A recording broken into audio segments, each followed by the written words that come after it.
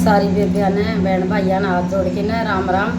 तो शिव पुराण पढ़ांगे, ध्यान ला के सुनियो बेबे। और सारे सामने शिव पुराण पढ़ांगे, ध्यान ला के सारी बेबे सुनियो गल्ले जुड़ के न। देखिए तारा कितना फायदा होगा। श्री पासारथ जी एक दिन तीर्थ यात्रा करते करते यमुना नदी के तट पर पहुंचे। उस समय मला भोजन कर रहा था। मुनि ने उसे यमुना पार पहुंचाने के लिए कहा। मला ने अपनी पुत्री मत्स्यगंधा से कहा, ये पुत्री, ये मुनि हसयंती के पुत्र तपस्वी पाराशर्य ऋषि यमुना पार जाना चाहते हैं। मैं भोजन कर रहा हूँ, अंततः मैंने नाव में बैठाकर यमुना पार पहुँचा दो।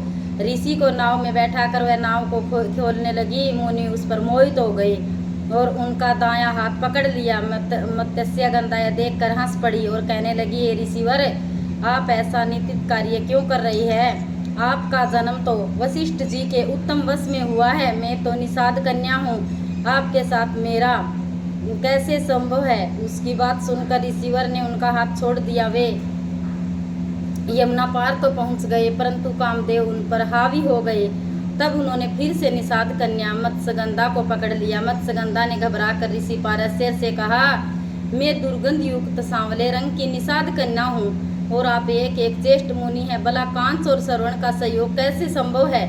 इसके अतिरिक्त शास्त्र भी दिन में की इजाजत नहीं देते। यदि आप करना ही चाहते हैं तो रात्रि होने की प्रतीक्षा करें। यह सुनकर मुनि पारस्य जी ने अपने योग बल से दिन में ही रात्रि के समान अंधकार फैला दिया और उसके साथ खेल क्रीड़ा करने की तृष्णा शांत की। मत्स्यगंधा लज्जित तथा सत्य में डूबकर उसे बोली, हे मुनिवर, अब आप तो चले जाएंगे परंतु मेरा क्या होगा, क्योंकि अब मुझे गर्व ठहर जाएगा। ऋषि बोले, हे बालिके, इस समय तो तुम मेरे साथ रहे ओ आनंद उठा और मुझे अपनी काम से बता, उसे अवश्य पूरी करूंगा। मेरी आज्ञा मानने के कारण तू सत्यवती कहलाएगी। इस पर वह बोली, है मेरे इस कार्य को माता पिता व अन्य कोई भी नहीं जान सकते। मेरा कन्या धर्म समाप्त न हो तथा मुझे आपके सम्मान ही तपस्वी तथा शक्तिशाली पुत्र प्राप्त हो। पाराशर जी ने कहा, हे सुंदरी,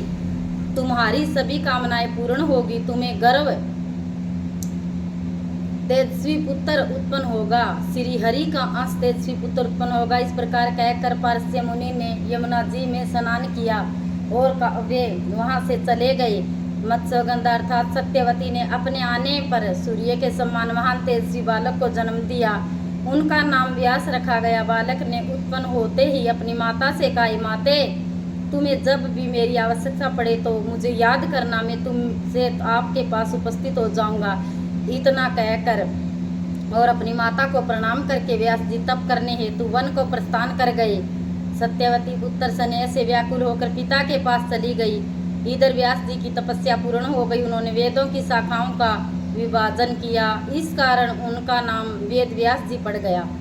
अब वेद व्यास जी तीर्थ यात्रा तथा पिंडदान आदि करके शिवलिंग के विषय में विचार करने लगे कि कोई ऐसा सिद्धि देने वाला लिंग हो जिनकी आराधना द्वारा सब विद्याएं प्राप्त करके पुराण रचने की योग्यता प्राप्त कर सकूं। वे ध्यान मगन हो गए। कुछ समय पश्चात उनका ध्यान टूटा तो वे बोले, मुझे ज्ञात हुआ कि धर्म अर्थ काम मोक्ष प्रदान करने वाले इस अविरत क्षेत्र में मध्यमेश्वर शिवलिंग स्थापित है। इसके अतिरिक्त काशी में और ऐसा शिवलिंग नहीं है। यह लिंग सभी की मनोकामनाएं पूर्ण करता है, इसलिए मैं इसी लिंग की पूजा करूंगा। इसके कारण मैं भी पुराणों का निर्माता बन जाऊंगा। यह विचार करने के बाद गंगा स्नान करने के बाद वेद व्यास जी व्रत करने लगे। उसी समय मध्यमेश्वर शिवलिंग के दर्शन हुए एवं बालक रूप में भगवान शिव ने व्यास जी से कहा, मैं तुम्हारे कंठ में स्थिर रहूंगा। तुम इतिहास सेवता वेद पुराण आदि का निर्माण के वाले तथा समाप्त करने वाले बन जाओगे। इसके बाद वेद व्यास जी ने शिव जी की कृपा से ब्रह्मा पद्म विष्णु शिव भागवत नारद मार्केंडेय अग्नि वे भृत्य लिंग वाराह सकंद कुरुम मत्स्य गरुड़ ब्रह्मा वामन ब्रह्मांड भविष्य इन 18 पुराणों की रचना की। इस कथा के श्रवण से समस्त पाप नष्ट हो जाते हैं। जो यह कथा आज पढ़ी है निवेद्य, जो यह सच्चे मंत्र सुनेगा तो उसके समस्त पाप जमा जड़ तक कट जाएंगे। तो ध्यान ला के सुनिया करो। सूत जी ने ऋषिगण बोले, अब आप जगत माता और उमा का चरित्र वर्णन करने की कृपा करें। सूत जी बोले, आप लोग धन्य हैं जो परम मंगलदायक भगवती के चरित्र को सुनना चाहते हैं। सवारोचिक मनवंतर में एक राजा हुआ जिनके नाम वीर्यत था। वीर्यत के पुत्र का नाम सूरत था। सूरत बहुत ही पराक्रमी और तेजस्वी था। दूसरे देशों के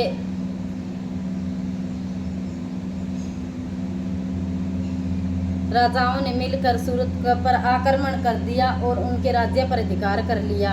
इस पर सूरत एक वन में महर्षि मेधावती के आश्रम में जाकर रहने लगा। वहीं पर एक वेश्या भी घर के दुखी होकर वहां पर पहुंचा। राजा सूरत ने वेश्या का परिचय पूछा तो वह अपनी आंखें में आंसू भर कर दीन दुखियों की तरह बोला, मेरा नाम समाधि है, मैं जाति से वेश्या हूँ। मेरे पुत्र पोत्रों ने धन के लोभ में मुझे घर से निष्कासित कर दिया। यद्यपि इन दुराचारियों ने मुझे अपमानित कर घर से निकाल दिया, परंतु फिर भी मुझे उनकी याद सताती रहती है। राजा सूरत और वेश्या समाधि आपस में बातचीत करते हुए महर्षि मेधा के पास पहुंचे। उन दोनों ने ऋषि को अपनी अपनी विपदाओं से अवगत कराया और उनके प्रार्थना करने लगे कि हमारे मोह को दूर करे।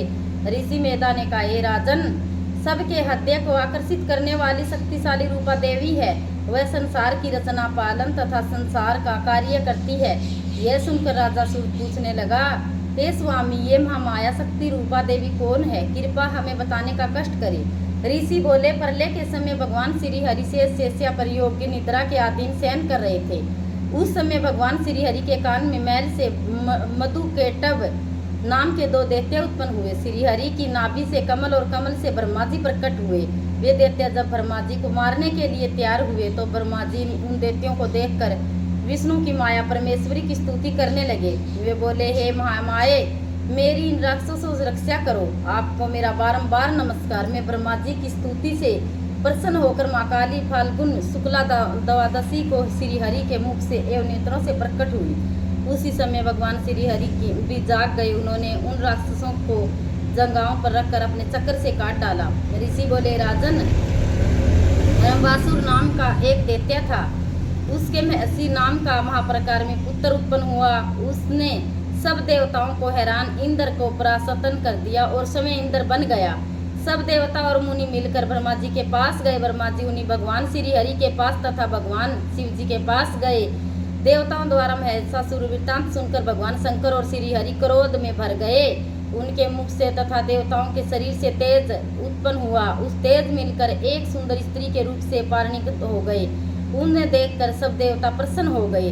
तब सब ने मिलकर नाना प्रकार से आयुध और आभूषण उन्हें प्रदान किए। उनको प्राप्त कर महादेव जी ने घोर अट्टहास्य किया, जिनके कारण सारी पृथ्वी और आकाश गूंज उठे।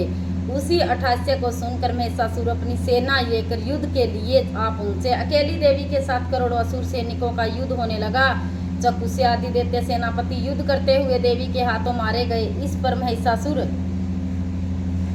महिषासुर भैंसे का रूप धारण करके अपने सींगों से पृथ्वी पर पहाड़ों को उखाड़ने लगा। फिर उनके सींग का रूप धारण कर लिया। तब देवी ने उनका सिर अपनी तलवार से काट कर वध कर दिया। देवी ने उनकी गिरवा से त्रिशूल मारकर सदा के लिए उन्हें पृथ्वी पर सुला दिया। तब उसके से